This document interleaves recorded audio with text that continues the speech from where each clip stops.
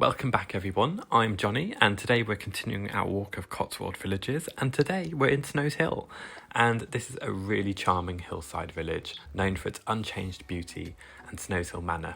The manor is now National Trust and it has a really picturesque cottage garden and inside your eyes will be amazed by all the collections Sir Charles Wade amassed over the years, from toys to musical instruments to clocks and samurai armour.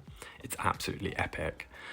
The church in the village is called St Barnabas and it dates back to about 1864, replacing some earlier churches on the site. So here it is in its splendour. This wall caught my eye because of the circles and triangles in it, and only a few weeks ago I'd been told that some of the paths at Hidcote Manor have the same shapes in them, and they're actually staddle stones, so I recognise them. Staddle stones are what they use to support granaries, to raise them off the ground away from vermin and water. And those triangles you saw are kind of like the base, and then the circle like mushroom goes on top, so you have like a mushroom in the end. And you'll see a few examples later in the video of it like put together. And actually it's just about to come up, so here you go, here's the example of what they look like, but they've been used as sort of bollards so people don't churn up the grass.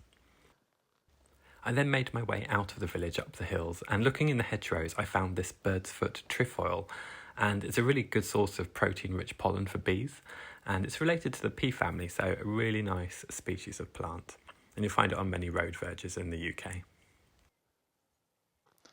Hello everybody, I've come up from Snowshill.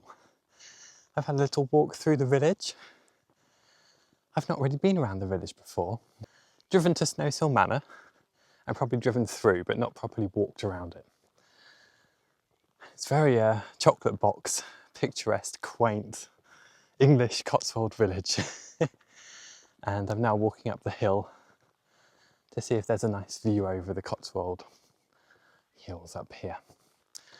Yesterday, I walked from Stanton and Laverton up the hill, and I'm coming to the crest. So I came from this side yesterday. Today I'm coming from this side.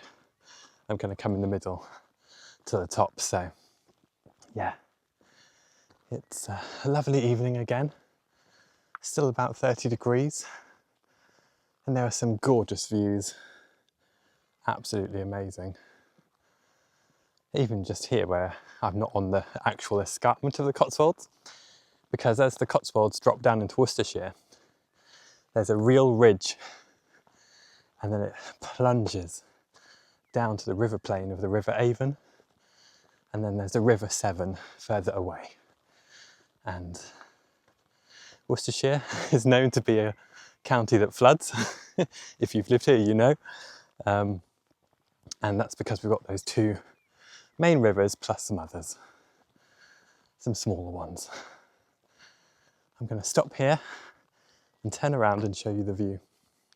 So yes, this is the view as I turned you around. In the distance there are fields of lavender, which are glorious, and you can buy Cotswold lavender products from the shop, and you can go visit it and take photos in the fields if you wish.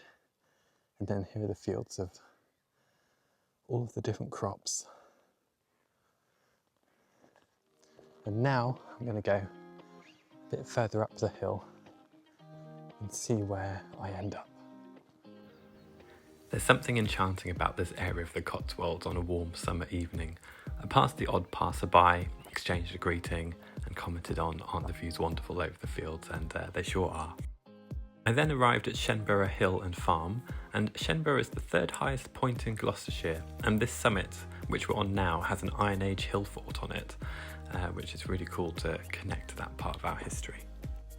I then walked the paths down to this old ruin, and looking up on old maps, it's actually called the Folly and was part of a bigger structure, so I'm not quite sure what it was, but it looks really interesting and kind of like mystical and magical. So you couldn't get close to it though because it's on private property, of course, and then there's all of the stinging nettles.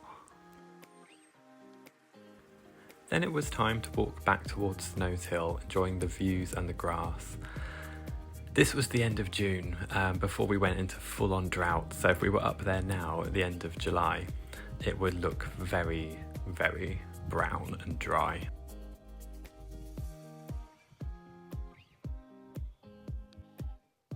That's Snowshill Manor in the centre of the frame.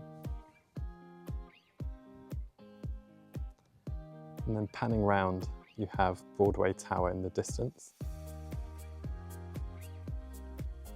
And what a gorgeous view. These trees are something else. They're so tall. I always say this, but go explore what's on your doorstep because there is so much if you look. Take that road you've not taken before, go on a footpath you've not been on before, and explore and see what you find. Talk to people, say hello, and enjoy the world.